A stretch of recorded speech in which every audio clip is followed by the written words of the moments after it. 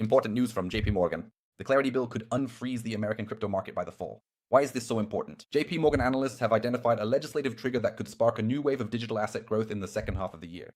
The adoption of the Clarity Bill on digital asset market transparency. This document is intended to put an end to the era of regulatory uncertainty, introducing a clear roadmap for classifying crypto assets, divided into commodities, securities, and stablecoins. Such an approach will eliminate the practice of regulation through lawsuits, which has paralyzed innovation in the US for years.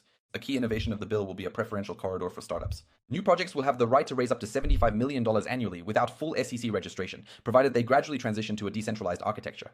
Another breakthrough is the status transformation mechanism. Tokens initially classified as securities will be able to transition into the category of commodities as decentralization increases, granting access to traditional broker infrastructure and risk management systems. There is also an equally important provision that exempts miners, validators, and developers from broker reporting obligations, provided they do not engage in custodial storage of assets. This removes the absurd regulatory burden from the technical participants of the ecosystem. So overall, there are actually a lot of real advantages.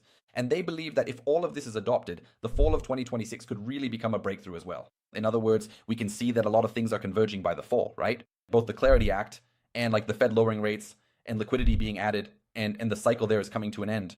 And so everything is coming together for that time. And somewhere I came across, maybe it was Matthew Heiser or someone else, saying that by the end of the year, they expect Bitcoin could literally be worth from 500 to 700,000. Maybe they know something more. So guys, we need to keep an eye on this.